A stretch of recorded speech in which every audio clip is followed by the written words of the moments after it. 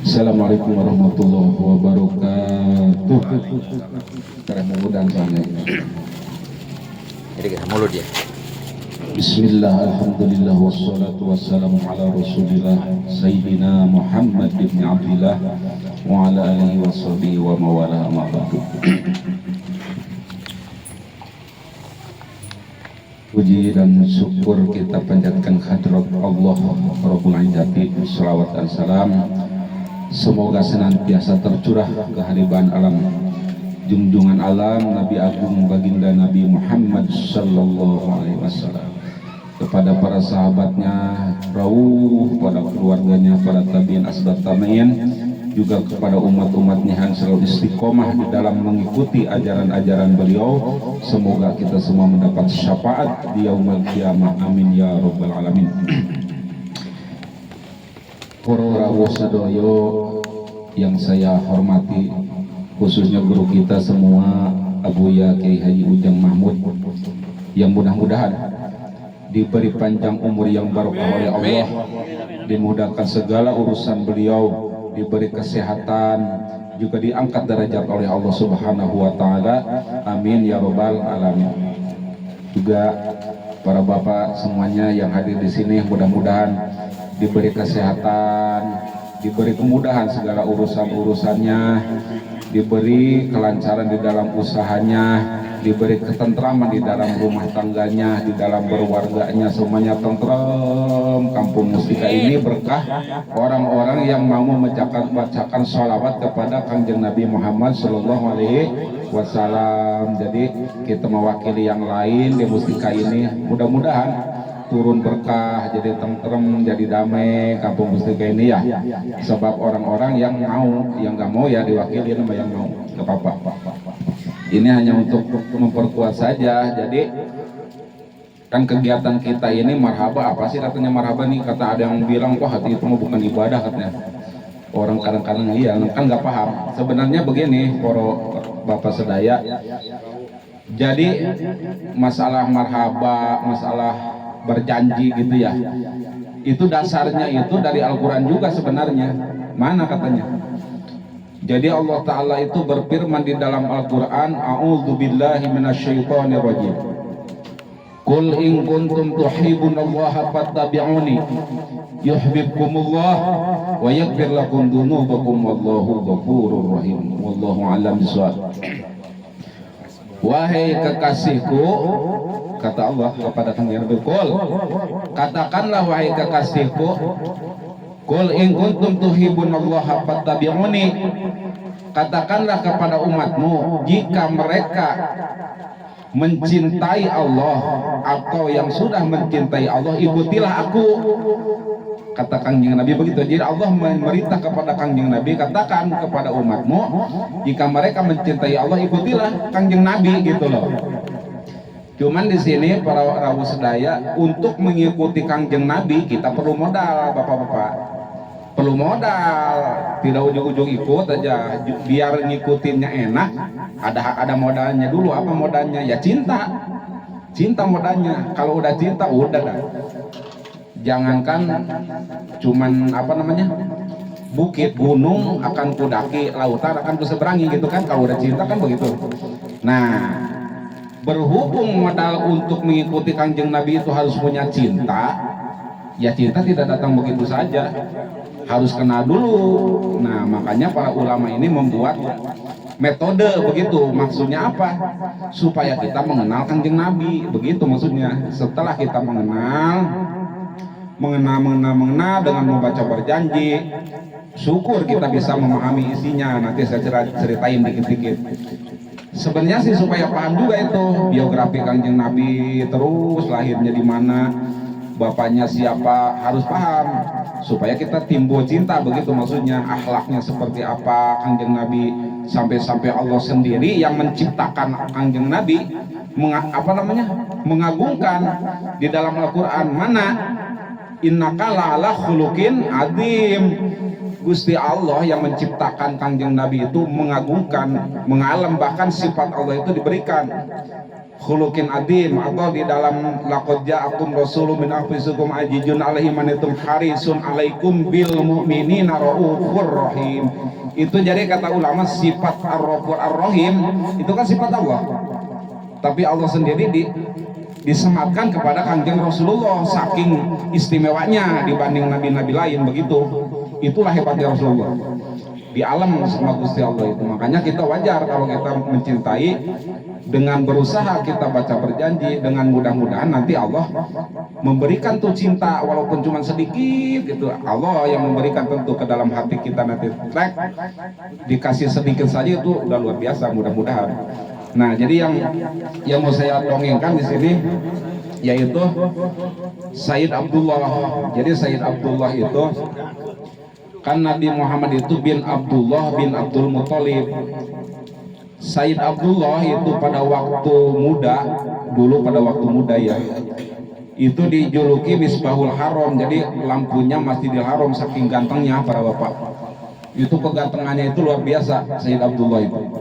Kenapa? Karena kan beliau membawa nur Kanjeng Nabi di dalam tubuhnya, itu membawa nur Kanjeng Nabi, sehingga yang perempuan-perempuan di Mekah itu wah pokoknya udah kalau melihat dia itu terpukau, viral lah di mana-mana yang diceritain Sayyid Abdullah aja ganteng banget. Sampai ada seorang wanita yang namanya Siti Kotla, ketika Sayyid Abdullah lewat itu di pelataran Masjidil Haram, dipanggil sama Siti Kotla itu. Siti Kotla ini adalah masih saudaranya Ki Warokoh bin Nopal. Jadi dia wanita yang pintar, dia paham Taurat, dia paham Injil. Pokoknya bukan perempuan biasa, dia sangat paham kitab gitu. Sedangkan pada waktu itu masyarakat Mekah itu buta huruf kebanyakan. Tapi seorang Kotla ini pinter, dia paham kitab Injil, paham kitab Taurat, karena dia masih saudaranya Warokoh bin Nopal, ahli kitab itu. Jadi ketika Sayyid Abdullah lewat di Masjidil Haram, dipanggil sama Siti Kotla itu, Kak Abdullah sini katanya. Akhirnya kan Sayyid Abdullah nyamperin gitu kan, ada apa Neng katanya. Enggak sih katanya, kalau ini akan mau nggak katanya nikah sama saya gitu, kata Siti Kotla itu. Rupanya Siti Kotla ini sudah punya penglihatannya udah luar biasa karena dipelajari dari kitab itu. Jadi dia paham betul kalau yang ada di dalam tubuh Sayyid Abdullah ini ada calon nabi, begitu maksudnya. Dengan pelajaran dia yang dia terima, dengan pengetahuan dia tahu bahwa Sayyid Abdullah ini bukan orang sembarangan, sehingga Siti Kotla ini sampai beraninya dia mengajak menikah gitu. Kalau Kang Abdullah mau nikah sama saya, dia bilang saya mau beri Kang Abdullah 100 unta begitu, kata Siti Kotla itu. Sedangkan 100 unta itu kalau kali 50 juta aja udah ketahuan, berarti 5 miliar itu. Lumayan lah buat beli ini. Jadi Siti Kotla ini mau nggak katanya menikah dengan saya, Kang? Nanti kalau Kang Abdullah mau, akan saya kasih 100 unta, dia bilang. Ya Sayyid Abdullah yang nggak mau lah, ujung-ujungnya aja kawin, orang mau dia. Ya saya sih Neng katanya nurut sama ayah saya saja, kalau saya mah jadi nggak bisa mau apa enggak, soalnya saya mah nurut sama orang tua. Kebetulan saya juga udah mau dijodohkan kan begitu dengan Aminah. Akhirnya kan singkat cerita tidak maulah, pergilah si Abdullah kemudian menikah di Mekah itu kan pada nanya tuh ke Sayyid Abdul Muthalib itu, Tuan ini si anak Tuan mau dinikahin sama siapa, katanya Abdullah ini. Sama orang-orang Mekah itu nanyain kan orang tuanya, karena anaknya ini semuanya pada pengen. Sayyid Abdul Muthalib, kalau anak saya sih dia bilang mau saya nikahin sama yang namanya Aminah, dia bilang Abdul Muthalib itu. Akhirnya yang orang tua perawan di sana tuh pulang kan, itu seketika semekah perawan Aminah semua namanya, ganti semua, udah ganti semua namanya jadi Aminah ya, karena nanti Abdullah menikahnya sama Aminah gitu. Akhirnya di Mekah Aminah jadi banyak. Wah ini jadi banyak begini Aminah, katanya gimana ceritanya. Ditanya lagi Aminah yang mana, katanya Tuan Abdul Muthalib. Abdullah itu mau dinikahin Aminah sama, oh Aminah binti Wahab, dia bilang oh binti Wahab. Kalau binti Wahab cuma satu, jadi yang lain kecewa. Akhirnya menikahlah Sayyid Abdullah dengan Aminah binti Wahab. Nanti Aminah binti Wahab ini ketemu nasab dengan kangjeng nabinya di kilab nanti. Binti Wahab bin siapa ketemu di kilab. Jadi masih satu jalur begitu. Siti Aminah ini masih satu jalur, ketemunya di kilab. Menikahlah Sayyid Abdullah dengan Siti Aminah. Ketika Sayyid Abdullah menikah dengan Siti Aminah, maka seketika itu dalam satu riwayat itu 40 orang yang mati, patah hati, maksudnya wah geger gitu kan, yang tadinya ngarep-ngarep ada yang pingsan, kacau lah udah, karena Sayyid Abdullahnya udah menikah dengan Siti Aminah. Jadi singkat cerita, setelah menikah dengan Siti Aminah, suatu ketika ketemu lagi tuh dengan Siti Kota tadi itu. Sayyid Abdullah rada heran, kok nih Siti Kota sekarang jadi biasa aja, mas saya nih cuek-cuek aja gitu. Kemarin kan pengen banget temen gitu, sekarang jadi cuek. Akhirnya bertanya, Neng, kok kamu sekarang mah kelihatannya biasa aja mah nih? Ya enggak lah katanya, sekarang mah saya udah nggak minat lagi. Kalau kemarin mah iya katanya, kalau sekarang udah enggak. Jadi ternyata nur kanjeng Nabi itu yang dibahas di berjanji itu ternyata udah pindah. Jadi pindah ke rahim Siti Aminah begitu. Yang berpindah-pindah itu dari semenjak Nabi Allah Adam terus pindah-pindah sampai-sampai Nabi Allah Nuh bisa selamat dari banjir itu sebabnya membawa nur kanjeng Nabi. Kanjeng Nabi Ibrahim tidak mempan dibakar api sebabnya ada nur kanjeng Nabi. Begitu perjalanan nurnya terus ke jalur Nabi Ibrahim, ke Nabi Ismail, terus sampai ke bawah. Cuman yang diperbolehkan hanya sampai Adnan. Dari Adnan ke Nabi Ibrahim itu tidak diperbolehkan, hukumnya nggak boleh. Tapi bisa dipastikan bahwa Adnan ini keturunan dari Nabi Allah Ibrahim alaihissalam begitu. Karena kalau Nabi itu harus keturunan Nabi, karena gengsinya harus kuat gitu. Nggak boleh Nabi keturunan tukang cangklong, nggak boleh. Nabi itu harus keturunan Nabi. Makanya kanjeng Rasul itu keturunan Nabi Ibrahim dari Adnan. Cuman siapa-siapanya nggak soheh, cuman udah pasti keturunan Nabi Allah Ibrahim begitu. Terus gitu kan pindah-pindah itu nur itu pindah-pindah. Nur Nabi Muhammad itu pindah terus, Nabi Ibrahim, Nabi Ismail sampai ke Adnan, sampai ke kakeknya Abdul Muthalib, pindah lagi ke Sayyid Abdullah. Itu selalu terlihat gitu. Pokoknya ketika orang itu disinggahi sama nur pasti kelihatannya beda. Bahkan di Ilyas kan sampai bisa ngomong gitu, nur kanjeng Nabi itu kan ada di berjanji itu di tulang belakang itu sampai ngomong la baik Allahumma la baik, kedengaran gitu. Jadi kanjeng Nabi masih di dalam tulang iganya Ilyas itu kedengaran membaca la baik. Jadi terus pindah-pindah. Makanya udah bisa dipastikan dari zaman Nabi Allah Adam sampai ke ayahnya itu semuanya suci, bersih, tidak melewati orang-orang musyrik. Itu harus kita pahami dan harus pegang itu, jangan sampai kayak orang-orang sana gitu kan yang di media-media itu bahwa orang tua Nabi di neraka lah, naudzubillahi min dzalik, itu udah melukai hati Nabi. Hati-hati, kita mah jangan, kita mah suka marhaba, nggak boleh begitu, itu melukai hati kanjeng Nabi. Hati-hati, itu banyak paham begitu, kita jangan ikutin, itu bukan paham kita, biarin mereka mah. Pokoknya kita yakin di dalam berjanji ada kan tarokusipa falanusibu ma'ruh min adami wa ila abihi wa ummi, itu ada di bagian. Jadi min adami wa ila abihi, dari Sayyidina Adam sampai abi wa ummi bersih semua, suci semua. Karena tidak mungkin nur kanjeng Nabi yang suci melewati orang-orang musyrik, itu tidak mungkin. Makanya udah jamin dari Nabi Adam sampai ibunda beliau sampai ayah beliau semuanya orang-orang yang tidak menyembah berhala, begitu maksudnya.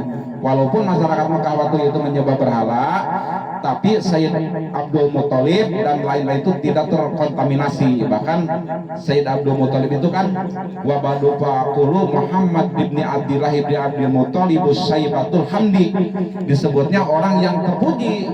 Hamdi itu orang yang terpuji. Abdul Muthalib itu bukan orang sembarangan, dia pemuka Quraisy, dia kepala di situ, ketua lah, kayak PRT ketua Quraisy. Orangnya terpuji, orangnya ketua di situ. Udah sampai di Masjidil Haram ada pintu namanya pintu Saibah, katanya Babu Saibah. Saibah itu artinya orang yang beruban, katanya dari kecil dia ada ubannya 1-2 biji gitulah. Karena kan Abdul Muthalib itu bukan nama. Abdul Muthalib wasmuhu Saibah, namanya Saibah. Saibatul Hamdi. Hamdi itu adalah namanya lakob karena dia orangnya terpuji, Hamdi gitu. Namanya Saibah namanya gitu. Nabi Muhammad bin Abdullah bin Abdul Muthalib. Abdul Muthalib namanya bukan Abdul Muthalib, namanya Saibah gitu. Julukannya Ki Hamdi karena orangnya terpuji, begitu maksudnya. Jadi yang harus kita pegang teguh, jangan sampai ada sedikit pun keraguan-raguan bahwa kanjeng Nabi ini wah jangan-jangan nih kakeknya begini, jangan. Pokoknya kita yakin sesuai dengan Syekh Ja'far Al-Janji, udah jelas di situ dari zaman Nabi Adam udah dijamin kanjeng Nabi mah suci semua, tidak ada satupun. Bahkan ketika ditanya itu katanya ayah ibunya itu kan ada dua jawaban. Yang pertama itu zaman patrah.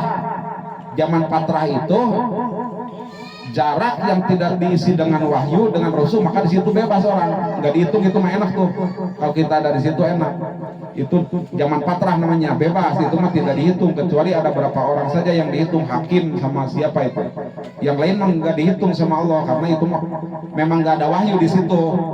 Cuman di dalil yang kedua mah ada hadis Siti Aisyah bahwa pernah Rasulullah berdoa kepada Allah, orang tuanya dibangunkan, dihidupkan kembali, kemudian suruh syahadah, seriman, kemudian wafat kembali. Jadi ada dua dalil gitu masalah orang tua Nabi. Makanya jangan ikut-ikut lah kita masuk kamar haba, tetap kita sucikan mereka, orang-orang suci, mereka orang-orang yang diridhoi Allah, karena itu adalah suatu jalur diliwati nur Rasulullah itu yang suci itu tadi, nur yang menjadi awal. Yang tadi kan usoli wa usalimu ala nuril mausufi bit taqaddumi wal awal. Jadi nur kanjeng Nabi mah disifati kang awal, yang paling awal, makhluk yang paling awal, tapi makhluk yang paling awal diciptakan. Jadi mudah-mudahan semakin kita sering berhaba, semakin kita mengenal kanjeng Nabi, semakin cinta, semakin kita dalam mengikutinya kan enak kalau udah cinta mah begitu. Mudah-mudahan nanti itu urusannya Allah, nanti memberi cinta mah urusannya kasih dikit-dikit gitu, walaupun sedikit kita, mudah-mudahan lah itu Allah urusan nanti kasih. Tapi kan kalau kita udah berusaha mah mudah-mudahan kita nanti ujung-ujungnya diakui umat kanjeng Nabi Muhammad dan didapat syafaat di yaumul kiamah. Mudahan ada manfaatnya buat saya, buat semuanya. Itu mah ala kadar dongeng-dongeng aja, ngobrol supaya tambah-tambah ya. Sekian, mohon maaf atas segala kekurangan. Kalau yang benernya mah mungkin itu silakan diambil, kalau yang salah mah itu mohon maaf, itu dari kekeliruan saya. Wassalamualaikum warahmatullahi wabarakatuh.